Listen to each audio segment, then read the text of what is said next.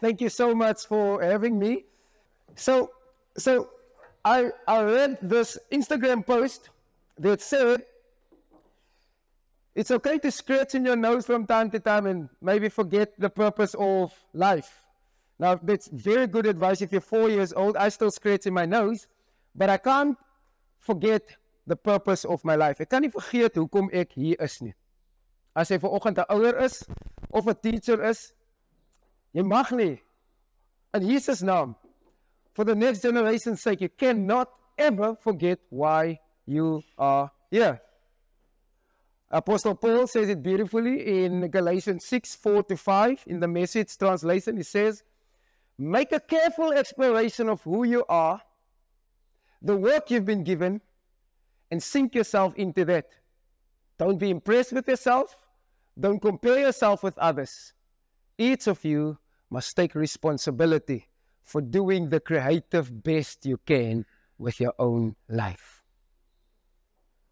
Make a careful exploration of who you are. In other words, every morning when you wake up, when you send the kids to school, or you drive the kids to school, or you have to come and teach the kids, know who you are. Identity. Know that you are loved, you are called, and here to bring some truth, beauty, goodness to this broken world. If you forget it, you transfer that. I don't know who I am, and so I don't know what my, I don't know my calling, and so I'm transferring that over. And then he says, the work you've been given, so he talks about calling, and then sink yourself into that. Talks about commitment. You don't put that makeup on and wake up 4 o'clock in the morning and face the traffic of Jeffreys Bay, a very difficult traffic time in the morning, or 20 million through the robots. You don't face any of those things because it's just nice. Maybe, yeah, it's fine. We'll see. You do it because you truly believe that the work you've been given, it matters. And so the teachers/parents talk that I give is just simply called Every Moment Matters. And not just every moment matters, every moment of every single day. There was a teacher, educational psychologist, who said, the nice thing, a beautiful thing about teaching is that every moment matters. And the hard part of teaching is that every moment matters every single day. There's not an interaction with a learner that don't matter. There's not an interaction. We are in a very, very, very, very difficult time globally in the world where young people have more voice, they have more agency, they can visibly be on track with what is happening around the world, and so they get their cues from wherever. And so every single interaction matters. They're the most anxious generation that has ever lived, while they are the most connected generation that has ever lived. And these two feed each other. And so it's important to take Paul's words, make a careful exploration of who you are as a parent and a teacher, the work you've been given as a parent and a teacher, and sink yourself into that. And the way that he ends in saying, each of you must take responsibility for doing the creative best you can with your own life.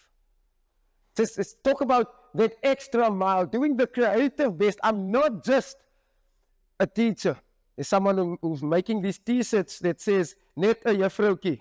Now, if you watch what's that, Housewives of Pretoria thing, some people are just a juffrouwtjie. Or some people are just a mom. When you ask, what do you do? I'm just a mom. You're not just.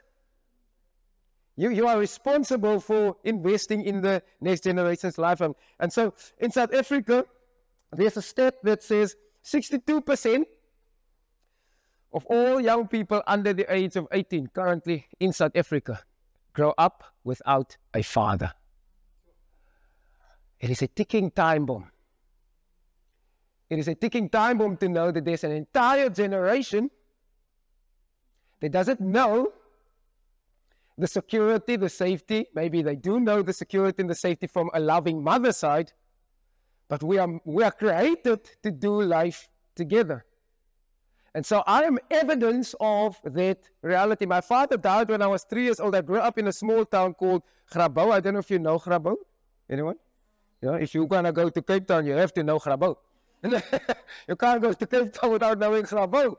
The only thing that grows in Grabouw is apples. There's nothing else that grows there. Very short people, very big apples.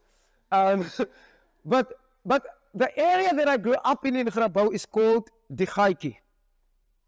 And in Die Gaatjie, everyone works with apples. Your mom bake apples, pies, your sister pick apples, your father drive apple tractor, your brother pack apples. And when you move to Pretoria, you work at a big NG Kerk, you get an apple phone. So you just keep, you just keep appling around. That's what we do. But my father, Peter Bingo, he went to go work on the apple farm one Sunday night, him and a friend, and they made a fire in the room that they stayed in, and they were on drugs, and they went to sleep, and they never woke up. And that set me up for a lot of heartache, a lot of searching for who I was supposed to be, a lot of searching for what is my place in this world. And there was a teacher in school, Pineview Primêre School, Juffrou Clark, sal ek nooit vergeet nie, that designed everything about her classroom so that kids from the Gaatjie, kids without fathers, kids that feel like they are wasted echoes and they don't belong and there's no room for them, she made us feel like you belong and your dreams are valid no matter how weird they are. And that's what Brené Brown talks about, daring classrooms. It's classrooms where every single child, learner, student, every single one of them can imagine a world that doesn't exist, because for some of us who've gone through so much trauma, the only real world is up here. Because we're escaping the world that's tangible and close to our bodies, because that world is filled with rage and abuse. I had an older brother, Dion, and Dion believed that the wrath of God was given to him to dish out in only one place, 197 Boss Street, our home. Dion had only one emotion, a seething rage. It's the only thing that he knew. If he wanted to tell us how he feel, it's with rage. If he wanted to tell us that he loved us, it's with everything was driven by a seething anger. He would sometimes come home and he would get on top of the roof of the house and he would hit the biggest holes in the roof of the house because he didn't know how to talk about what is happening in his head and in his heart. And so our education system, unfortunately, is designed to focus on what can you do? What is the output? And meanwhile, we are screaming on the inside, I need you to listen to me. Not you, I'm not screaming at you. Right? Right? You're the object of marriage. No, I'm joking. Meanwhile, all we want to, I'm having a difficult time believing that my place in this world matters. But let me do maths. Right? And so it becomes even more difficult as teachers and as parents to navigate this world where you do need to create a culture of excellence and a culture of performance. It is important. But it's also equally important to create a culture where every child can know your story matters. And when I went to school, I knew without a shadow of a doubt that I mattered in Mrs. Clark's. I knew I mattered. When I get home, I lived in fear. My brother, when he was filled with rage, hitting holes in the roof of the house with an axe. I don't know if he wanted aircon or maybe sometimes wanted to be romantic and look at the stars from his bed. I have no idea. But I realized years later, maybe he wanted to communicate something. He was 17 years older than me. I was 3 when our father died. He was 17. He had all these emotions and he had to drop out of school and had to look after us. He would sometimes come home and take 3 or 4 car tires and we'd set them on fire and try to burn the house down, the very house that he has to live in, that he has to eat in, sleep in. And I could never for the life of me understand why. I just wanted to understand why. But in the gaatjie, there's so much fatherlessness that no one cares to ask why. So there's three things that I say about the gaatjie. There's a lot of hopelessness. People don't believe that they deserve better stories because that's how they've lived. And the second thing about the gaatjie, there's a lot of runaway dogs, you know, Brandse honde, daai plek bewolkte honde, hulle bietjie hare. And then there's a lot of absent fathers. I think there's more runaway dogs than fathers. So if you call your father a dog barks, that's a joke. That's a joke. Like papa, woof, woof, woof, woof, bluffy one. That's not true. It's a joke, friends. Okay, now I don't have to. That's how I deal with all my trauma. I make jokes. No, I'm joking. It's the only way to make sense out of this messed up world. But Dion would come home and he would kick us out of the house. My mom, Marletti, she worked at the local old age home, and Peter, my younger brother, and myself. And the one thing that Marletti always, no matter where we stayed after we've been kicked out, so 3 or 4 days we would stay by other people, and no matter where we stayed, we took our school clothes with, because he believed that the one thing that will get us out of poverty is this thing called education. If we can just do that, we are far better off than the rest of the family. And so no matter where we wandered or stayed, we had to take our school clothes with us. There's no option like we would think, tomorrow we're not going to school, we have problems at home. No, you're going to school because the problems are at home. You go to school.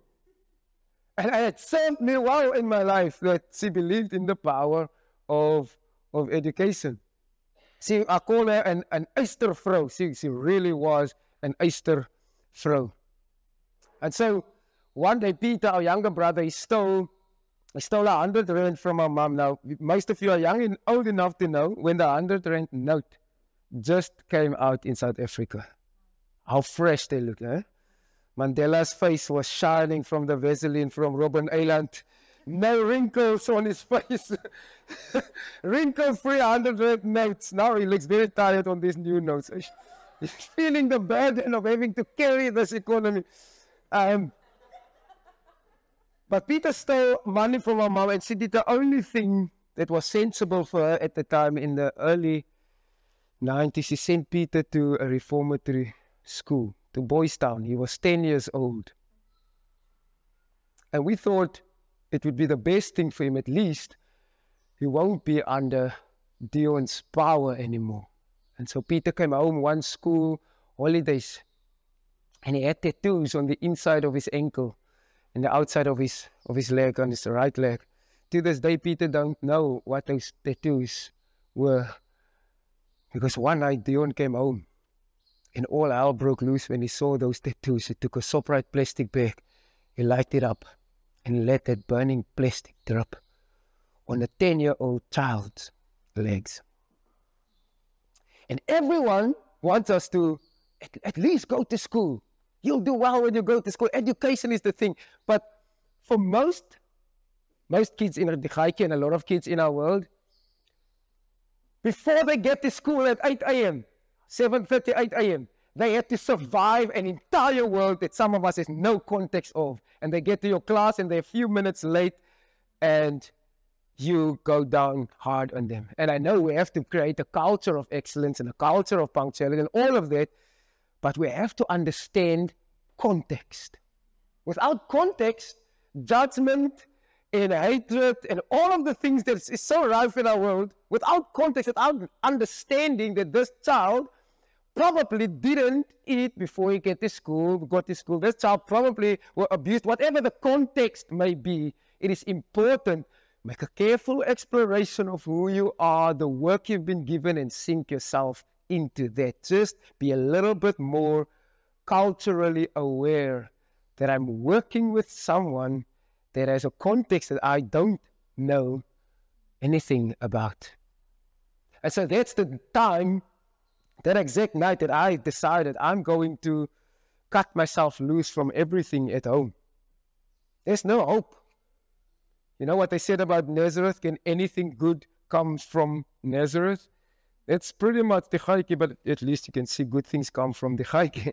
There's some good things, some exceptional things. No, But no, the frustration for me at 13, I'm 3 years older than Peter, the frustration for me at 13 was that it seems like no one in the community is bothered by what just happened in ours. It seems like everyone is just so busy surviving that no one cares to ask why does these things happen in our communities. And so there's a incredible thing that fell away from our communities. I usually draw a triangle. There used to be a time in our world, in our country, in our communities, that the church, the community, and the school work together to produce healthy, holistic children, right? Child in the middle with a triangle, community, school, church. These three entities used to work together. If you saw someone else's child walking around during school time, you call them out. And that individualism has made us lost that whole thing. Your child is my child. It takes a village to raise a child. But there's another quote, and I don't know who to attribute it to, a credit to, that says, the child who gets rejected by the village will eventually burn the village down just to feel its warmth. And so, if you make me believe enough that I don't belong, I will prove to you that I don't need your belonging. But I'm wired for belonging. We're all wired for connection. It is our number one desire. It's to belong. That's why gangs exist. That's why there's a lot more unsafe environments for kids to belong in than safe environments, because at least in an unsafe environment, in a gang, in a group that get into nonsense, at least there, I'm one of them. We are part of the outcasts, right? But when I get into a safe space, a healthy space, I will be the only outcast. And so I'd rather go look for belonging that looks like me than go look for belonging that I actually need. And so the question is always, for teachers, for parents, what kind of world will we fight to build for the next generation? And the next generation always sounds like 50 years ahead now. But the next generation is literally just, what kind of world will we fight to build for the kids that's sitting in our homes and in our classrooms right now? Because they will build a world for the next generation. The ideas and the perspectives and the worldviews that we give them now, they will transfer to the kids that come after them. And so I went to go live on the street.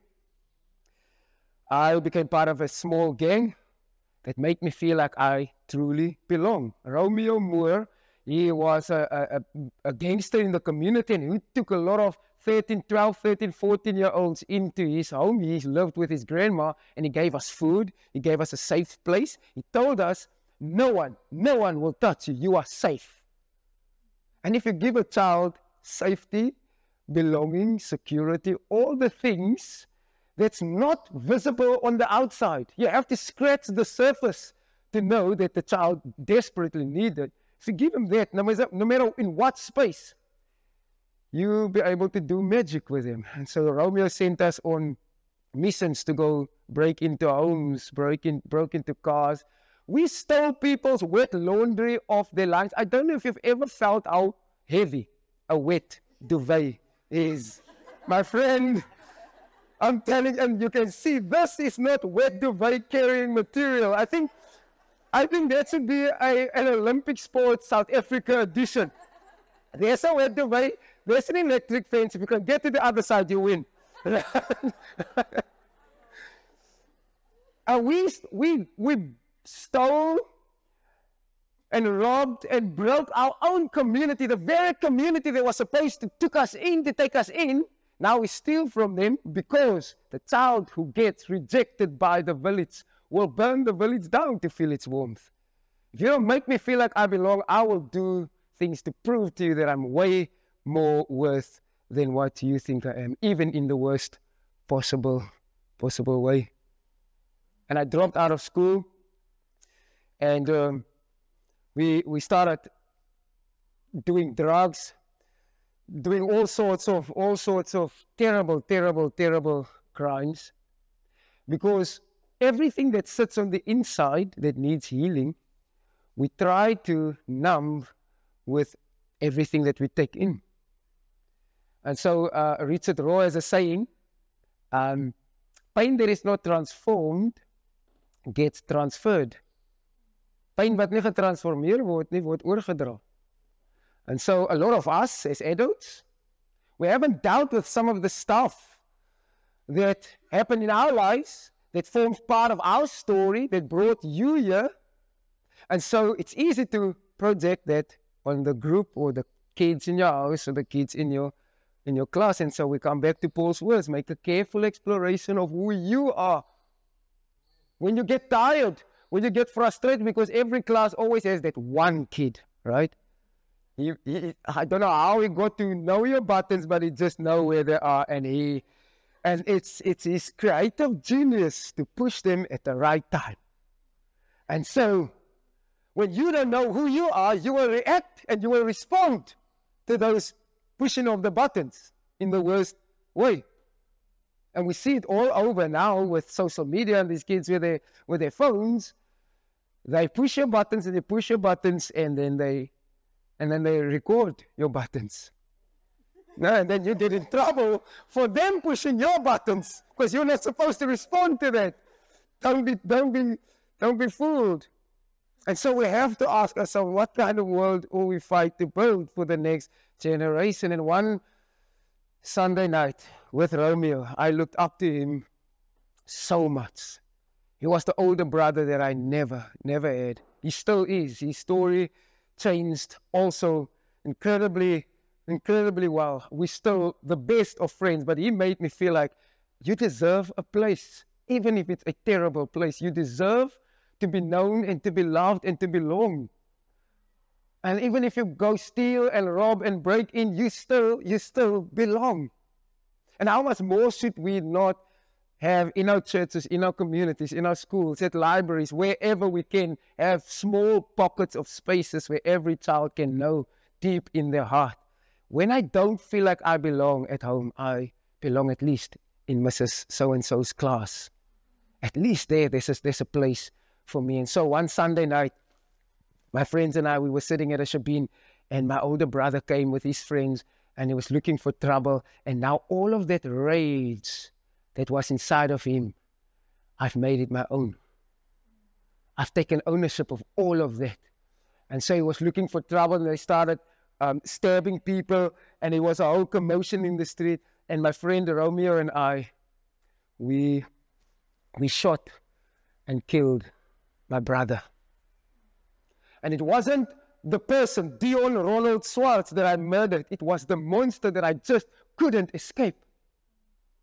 I just couldn't. And no matter where I went, I wasn't living at home by my mom. He wasn't living at home by our mom anymore. We were both doing our own thing. I was 13. He was way older than me. But he still had this overpowering shadow over me. And I just couldn't deal with it. And imagine, and I'm certain they were, but imagine if there was a space, a school, because by then I was supposed to be in high school and I dropped out. There was a school, a teacher, a group in the school, a group at the library, a group at a local church that said, hey, here's a white flag. You can come here.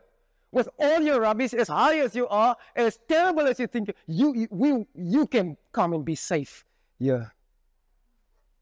And I maybe wouldn't have murdered my brother, maybe. And so I was sentenced to 6 years and 6 months in prison. Not Monopoly style, go past beginning and collect 200 rand. And it's like straight to jail. Jy gaan tram toe, gaan bandiet. And it's only in prison. How terribly sad. In prison, that a teacher had to see my worth in the most beautiful way and respond to it, because Make a careful exploration of who you are, the work you've been given, sink yourself into that. I became part of the 26 gang in prison out of a need to belong. I didn't want to murder people. I didn't want to hurt people in prison. I just didn't want to be left outside the group. I've been outside of the group my whole life. I just want to be part of something. And so when they initiate you into the 26 gang, they tell you came here with your whole heart, your full understanding, your own two legs. Is net een manier in, dis op jou voete. Is een manier uit, is op jou bene. Do you still want to become a 26 gang member? And not a single teenager in prison the time that I've been there have said, no, I don't want to be a 26. Every single one have counted the cost, have weighed the cost. I'd rather die than not belong. I'd rather risk losing my life as long as I can feel part of something. And then I always say to churches, how much more should we, if young people are willing to die just so that they can belong, how much more should we create for them spaces to belong? They tell you, we take and plant the living symbol of 26, we plant it in your blood, and the only way to get it is with your blood. I had a 26 tattoo here, and then my wife made me tattoo over it with a nice flower, and so I didn't have a choice in the matter. I'm just saying, I would have wanted something else, but the flower it is, I suppose. But I still have a 2 and a 6 years. She doesn't have money for it. This is too big for her. It's not enough cash flow for these big ones. But there was a teacher in prison, Mrs. Yolanda Frazen-Hichu. To this very day, she's a teacher in that very same prison, Brandvlei prison, who understood Paul's words. Make a careful exploration of who you are, Yolanda. The work you've been given, Yolanda. Sink yourself into that, Yolanda. Each of you must take responsibility for doing the creative best you can with your own life, Yolanda. And so one Friday afternoon, I assaulted a guy and they sent me to solitary confinement. And the only person who came to visit me at that solitary room number 7, Section B, Brandvlei prison, the only person that came to visit me was this teacher. Not my 26 brothers, not anyone, was Mrs. Yolanda Frazen-Hichu. Friday afternoon. So when you get sent to solitary confinement, they write you a 117B, which means you're going to be there for a minimum of 7 days. So if she gets to work on Monday, I would still be there. There's no need for her to stop by solitary room number 7. Every single moment matters every single day. Because if she had waited until Monday, I would have been in a different mind frame. And so she came to stand by me by that room and she spoke to me as if she truly believed that I can change. I felt every single word that she said. Ivor, you are wasting your life. If you die in prison, the only thing people will say about you, you grew up without a father, you murdered your brother, you're a 26 gang member. I desperately, desperately want you to write a different story. It is possible, and I'm going to help you. And so, in 2005, in Brandvlei prison, she enrolled me for matric while you're wearing an orange jumpsuit that says all over it, prisoner. I don't know if they're scared you wake up one morning and you forget where you are, but just to be certain that they know where they are, let's put it on their clothes.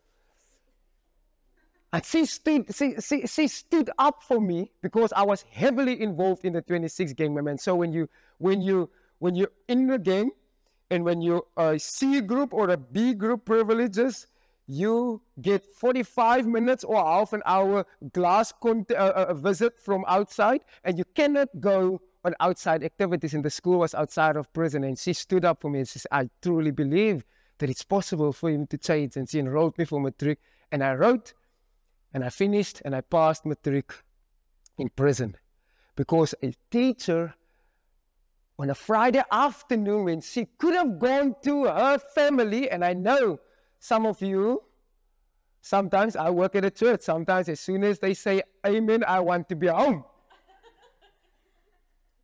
And there's a thing that Dietrich Bonhoeffer calls the ministry of interruption.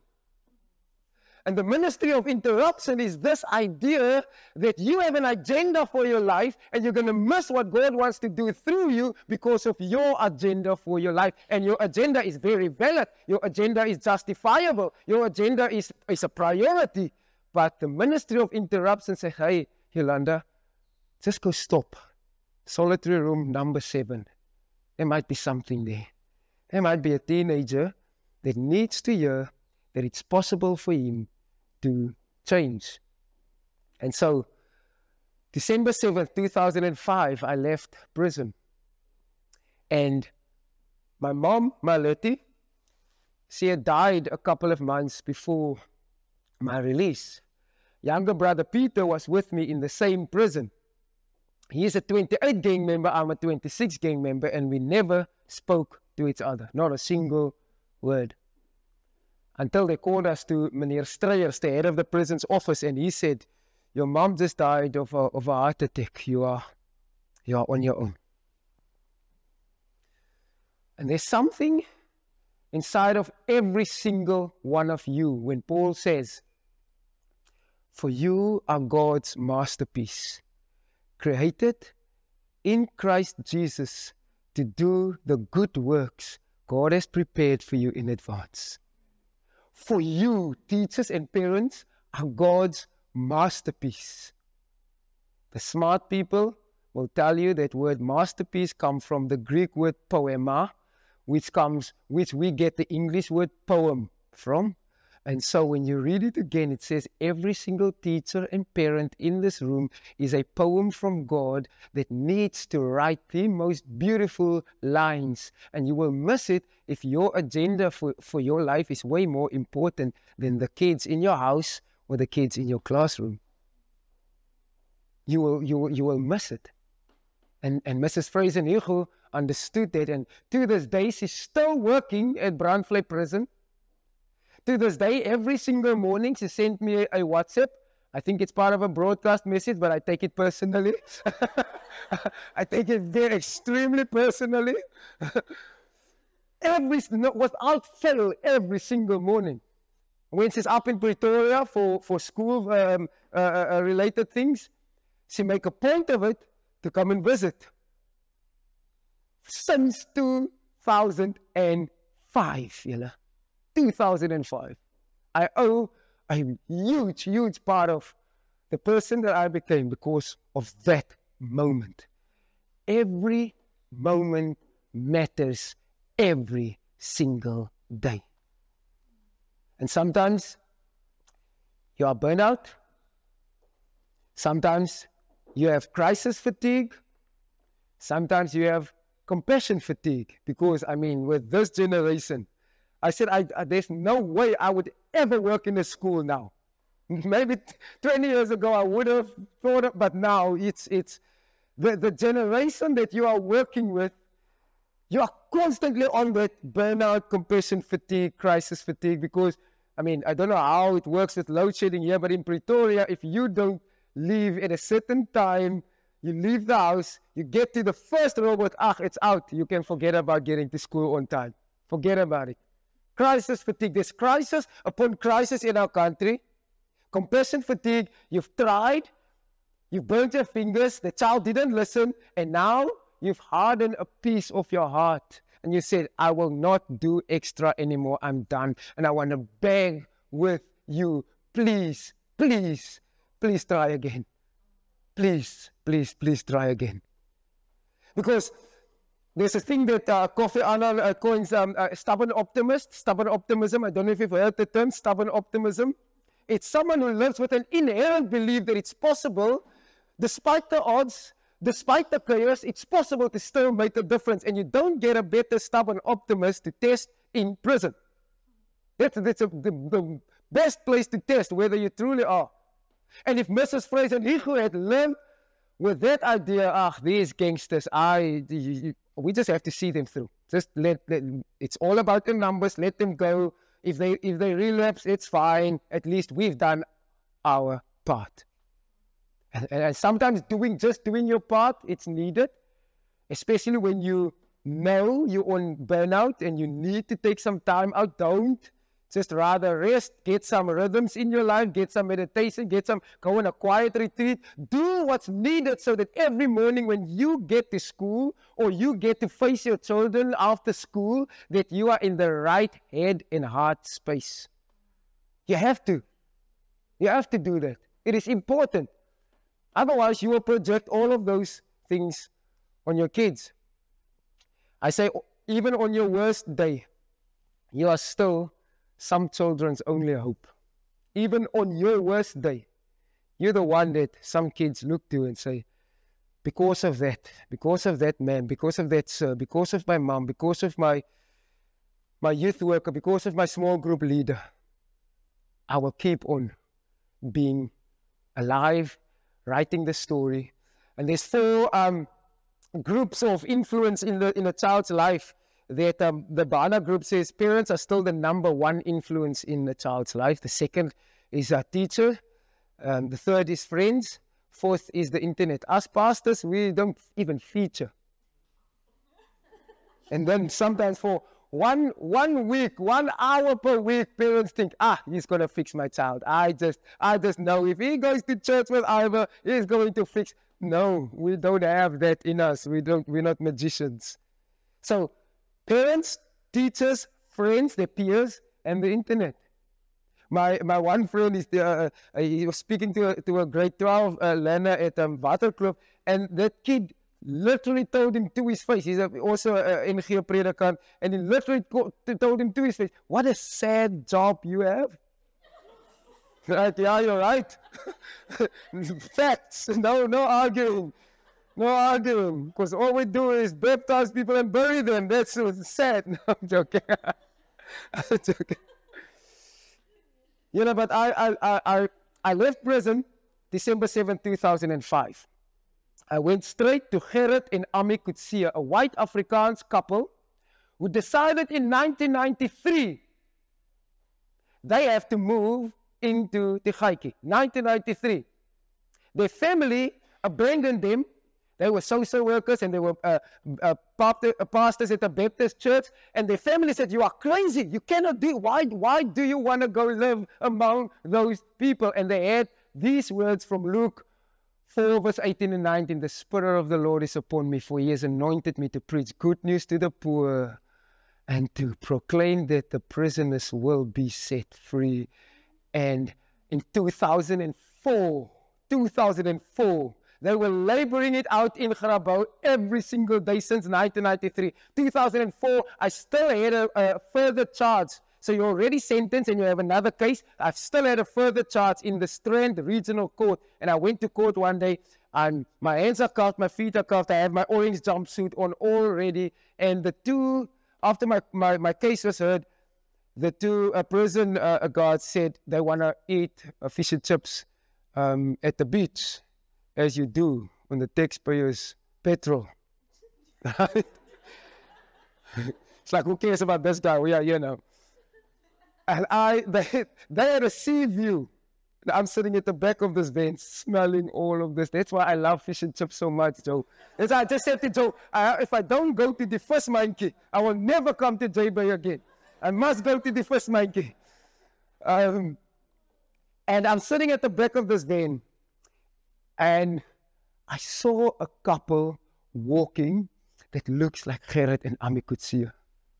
And I started to scream, "Oom Gerrit, Tanya Ami, Oom Gerrit, Tanya Ami." I'm screaming at the top of my lungs. And it was Gerrit and Ami. And they will tell you the story in front of me, behind me. They were actually on furlough. You know how missionaries, they get some time off. Don't know how you get time off from mission work, but that's a story. No, I'm joking. I'm joking. You're 24 on mission, but sometimes you can take a break. And they will tell you, we just want to escape just a little bit, all that poverty and all that Grabouw. We just want, now Grabouw came to them. Even on holiday, Grabo came to them. And I prayed that same prayer over my life. That same Luke 4, verse 18 and 19. And when I left prison, December 7, 2005, their son, Gideon Kutsia, came to fetch me at the parole offices. He took me to their home. They took me to Gordon's Bay, to the Spur. They took me to watch a movie at one of their friends' house, and I was very excited to watch my first movie on the day I'm released from prison. And they show Shawshank Redemption. What a movie. what a way to start your freedom. What a way to start your freedom. It's like, but if it wasn't for Gerrit and Ami, who said yes to the Lord in 1993, and I'm 100% certain that there were times that they felt like, what are we even doing here? These people are never going to change. Why should we continue to minister and work with the youth and with the children in this community? This is a hopeless community. But every moment matters, every single day. And so when I came out of prison, I started attending their church, and they didn't apply any pressure on me, and I became a Christian at Gerrit and Ami's church. And they asked me, because my younger brother Peter came out of prison a couple of months after me, and now I'm a Christian, but I still have this 26 gang member mindset. You see, the heart is changed, but the mind needs adapting. You know, and so I still have this mindset, and he came out of prison, and he's a 28 gang member, and now we have to live in the same house because there's no mother. And the church said, Ivor, you have to give up that house. You have to let go.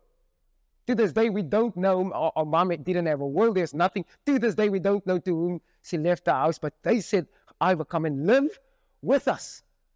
On the church's property, come and live here, and we want to disciple you. And it was the best decision of my life, because every day they walk alongside me. And sometimes you're there for a season, sometimes you're there for just a moment, sometimes you're there for just a hug or a WhatsApp, sometimes you're there for a lifetime. But if you don't show up, something in the next generation will get lost. Imagine 50 years from now, our grandchildren, great-grandchildren ask, what did you do during that post-that pandemic time? Must have been so weird, must have been so cool. You probably did everything you can to reach the next generation. Now we binged on Netflix, and we went home early and slept early, and just the usual. But imagine if we could say, the next generation, their stories are so important to us, that we will commit, and I've got a commitment that I will read to you, just a blessing that I normally pray over or read over teachers. If we commit that our stories matter in the life of the next generation, and every single moment that we spend with them, it matters, not just for now, but for eternity. I went to go study theology, as one does after you owe God your life, so you have to go become a preacher. Would have become an accountant, but I didn't pass well enough. I mean, passed as well as you could in prison. But I went to study theology, and we were doing a service here for Christ thing at Pneumatics in Somerset West. And we went to a camp, and there was a swimming pool at the camp with just plain English and Afrikaans signage that says, "Moenie die swembad duik nie, die swembad is vlak." Do not dive into the swimming pool, the pool is shallow. Mr. Stupid, didn't go to the swimming pool to read, he went to swim. And so as Mr. Stupid is in the air, his friends in the pool says, "Watch out, the pool is shallow." And I'm like, "Rest in peace, I'll see you in heaven." And my head hit the bottom of the swimming pool.